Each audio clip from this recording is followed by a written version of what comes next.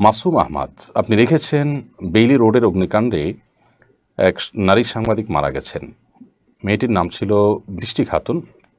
মুসলিম ঘরের সন্তান, ঢাকা এসে অভিশ্রুতি শাস্ত্রী নামের সাংবাদিকতা করত।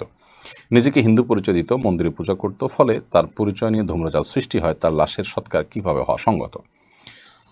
লাশের সৎকার বা লাশের দাফন হওয়া উচিত না সৎকার হওয়া উচিত, এ বিষয়ে আমরা বলতে চাই যে কেউ যদি মন্দিরে যায়, পুজো করে এবং তার নাম পরিবর্তন করে থাকে, নিজেকে হিন্দু পরিচয় দেয়, তাহলে সেক্ষেত্রে তাকে মুসলিম গণ্য করবার কোনো সুযোগ নেই।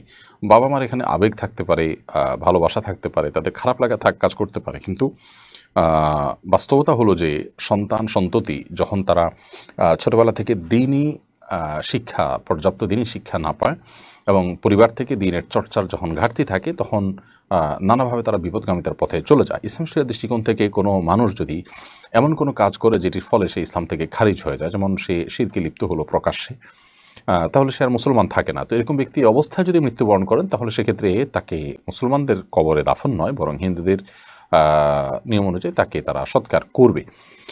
তবে মেয়েটির বাবা মার সাথে এ প্রসঙ্গে যে মন্দিরের দায়িত্বরত ব্যক্তিবর্গ তাদের যে আপনার বিতর্ক হয়েছে এবং সেখানে মা বাবার সাথে যে আচরণ করা হয়েছে, সেটা খুবই দুঃখজনক।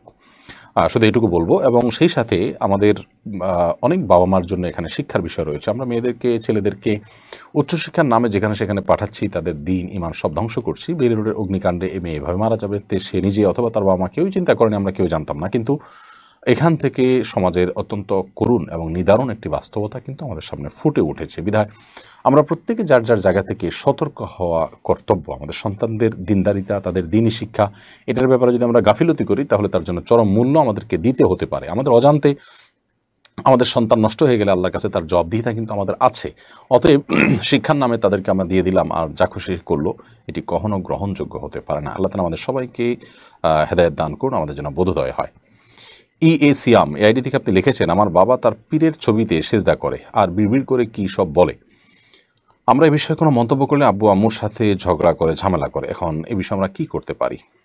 দেখুন, আপনারা বলতে গেলে যদি ঝামেলা হয়, তাহলে সেক্ষেত্রে আপনারা অন্য কাউকে দিয়ে বোঝান, অন্য কাউকে তার পেছনে দাওয়াতি কাজে লাগিয়ে দেন এবং বিভিন্নভাবে তাকে আপনারা ভিন্ন কোনো পরিবেশে নেওয়ার চেষ্টা করেন, কৌশলে, ঘোড়ার নাম দিয়ে, অন্য কোনোভাবে সে কাজগুলো আপনারা করেন। এমনকি তিনি যদি আপনাদের সাথে রূঢ় আচরণও করেন, তারপরও আপনারা বিনয়ের সাথে, বিনম্রতার সাথে আপনাদের কাজ অব্যাহত রাখেন যতটুকু সম্ভব, নিজেরা না পারলে অন্যদেরকে দিয়ে। নিশ্চয়ই কোনো পীরের ছবি যে সিজদা করা, এটা শিরক, তিনি শিরকে লিপ্ত হয়েছেন এবং এটি তার ঈমান হরণকারী একটি বিষয়।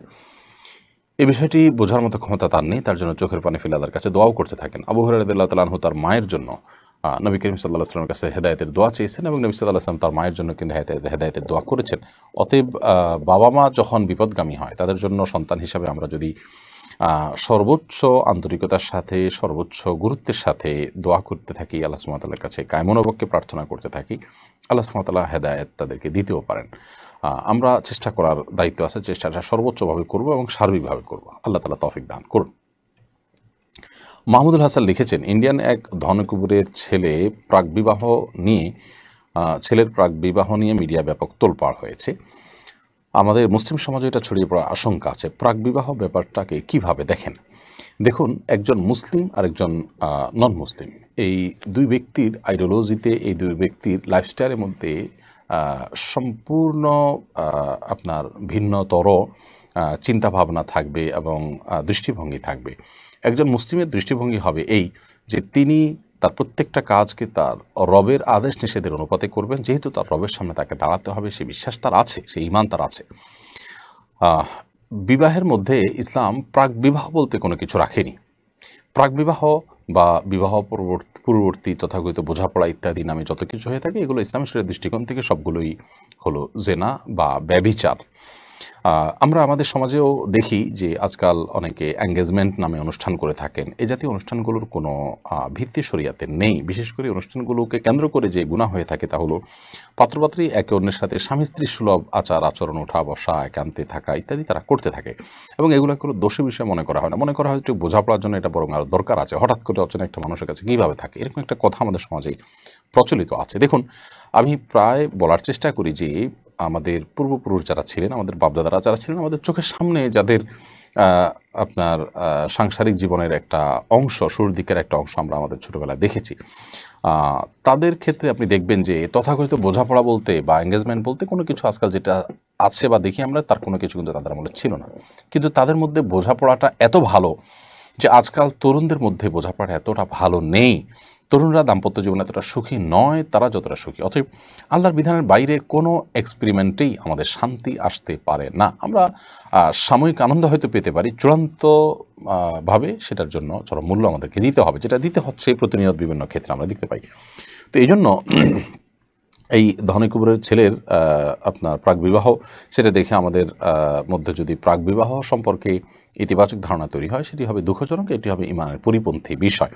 তাছাড়া বিবাহে যে অর্থের অপচয় হচ্ছে, পৃথিবীতে ঠিক একই সময় বহু প্রান্তে মানুষ না খেয়ে আছে। আমরা জানি একজন মুসলিম তিনি দুনিয়াতে একটু সুখে স্বাচ্ছন্দ্যে একটু ভালোভাবে কাটানোর চেষ্টা করবেন, একটু ভোগও করতে পারেন, কিন্তু সেটা অবশ্যই শরিয়ার নির্দিষ্ট সীমা রেখার মধ্যে থেকে যা খুশি তা করবেন এবং স্বেচ্ছাচারী ভাব নিয়ে চলবেন, এটা অন্তত একজন মুসলমানের জন্য কিন্তু সুযোগ নেই। যার কারণে এ ধরনের অপচয়কারী ব্যক্তি আল্লাহ সুবহানাহু ওয়া তাআলার কাছে কিয়ামতের ময়দানে তাকে দাঁড়াতে হবে। একজন ইমানদার কখনো তার সম্পদ এভাবে পানির মতো তিনি নষ্ট করতে পারেন না, ঢালতে পারেন না। আল্লাহ তাআলা আমাদেরকে সঠিকটা বোঝার তৌফিক দান করুন এবং অপচয়, অপব্যয়, এ জাতীয় যত রকমের পাপাচার আছে সেগুলো থেকে আল্লাহ তাআলা আমাদেরকে বেঁচে থাকার তৌফিক দান করে। ইসলামের চাইতে সুন্দর কোনো জীবন বিধান আর নেই। আমরা নিজেরা ভোগ করব, কিন্তু গরিব অভাবী মানুষগুলোর কথা আমাদের মাথায় থাকবে। কোনো কিছুকেই সীমা ছাড়িয়ে আমার সম্পদ আমি যা খুশি তা করব, এই স্বেচ্ছাচারী চিন্তা বা এরকম চিন্তা ইসলাম বিরোধী কোনো মানুষ বা ইসলাম নেই, ইমান নেই এরকম কোনো মানুষের মধ্যে আসতে পারে, কোনো ইমানদারের মধ্যে এরকম চিন্তা আসবার কোনো সুযোগ নেই।